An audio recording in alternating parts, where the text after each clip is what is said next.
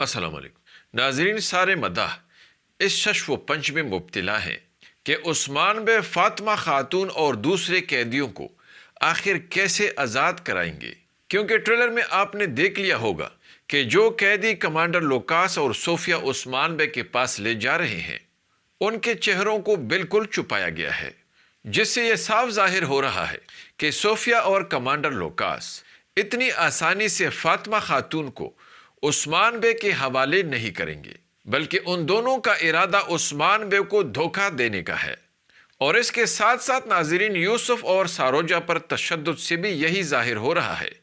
کہ ان کو اور فاطمہ خاتون کو عثمان بے کے حوالے کرنے کے بجائے کسی دوسری جگہ منتقل کیا جا رہا ہوگا، اور یہی وجہ ہوگی کہ یہ دونوں سردار زادے یہ جان کر مزاحمت کریں گے،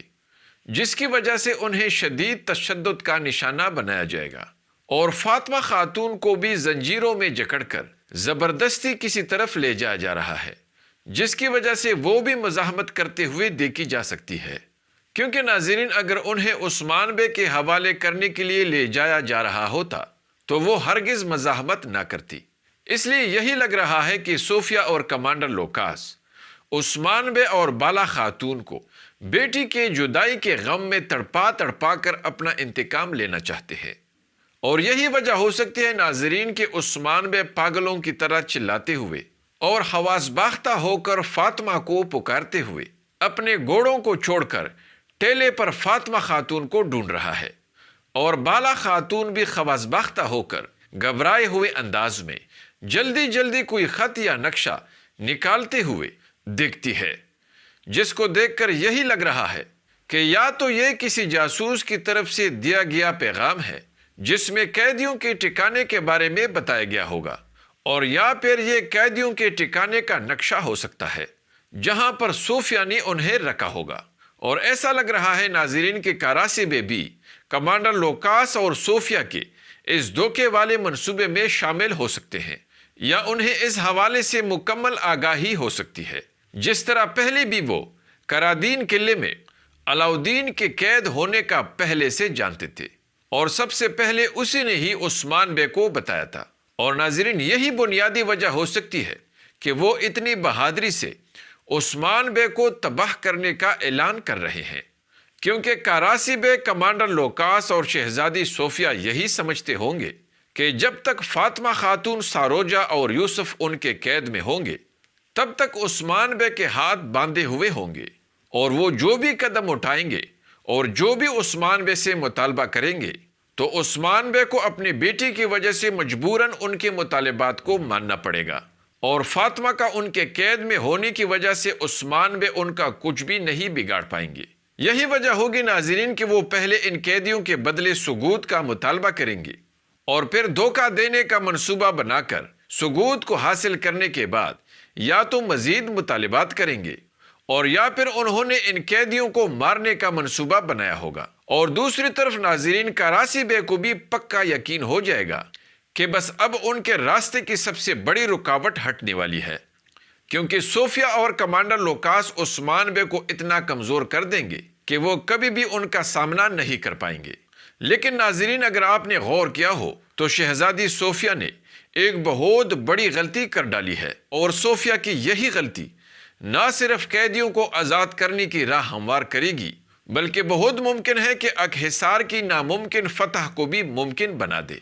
تو ناظرین صوفیہ کی وہ بڑی غلطی کیا ہے، اور کیسے اگلی ایپیسوڈ میں بالا خاتون اور صوفیہ کا آمنا سامنا ہو سکتا ہے، اور دونوں کے درمیان ایک خطرناک اور جان لیوا لڑائی ہو سکتی ہے، اور کیسے عثمان بے کمانڈر لوکاس کی فتح کو شکست اور اپنی شکست کو فتح میں بدل سکتے ہیں۔ آئیے جانتے ہیں، اس لیے ویڈیو کو آخر تک دیکھیے اور ہمارے چینل کو بھی سبسکرائب کیجیے۔ ناظرین سب کو یہی لگ رہا ہے کہ ٹریلر میں دکھائے جانے والے مناظر کے مطابق ثبوت بھی عثمان بے کے ہاتھوں سے نکل جائے گا، اور عثمان بے فاطمہ خاتون اور دوسرے قیدیوں کو بھی آزاد نہیں کر پائیں گے۔ لیکن ناظرین ایسا نہیں ہوگا، کیونکہ اگر پچھلی ایپیسوڈ کو آپ نے غور سے دیکھا ہو تو آپ نے نوٹ کیا ہوگا کہ جب بالا خاتون اور بیگم خاتون نے شہزادی صوفیہ کا پیچھا کرتے ہوئے اس جگہ پہنچے تھے جہاں پر یوسف اور ساروجہ کو مزاحمت کے بعد قیدی بنایا گیا تھا، تو وہاں سے ناظرین بالا خاتون نے قیدیوں کو لے جانے والے گاڑیوں کے نشانات کا پیچھا شروع کیا تھا، اور بالآخر وہ اگ حصار قلعے کے قریب اس جگہ پہنچے تھے جہاں پر قلعے کے اندر جانے کا ایک خفیہ راستہ تھا،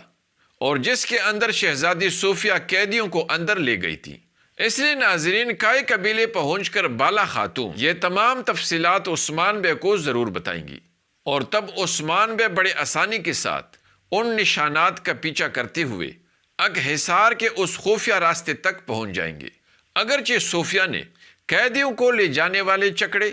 اور تجارتی چکڑے کو مختلف راستوں پر لے جا کر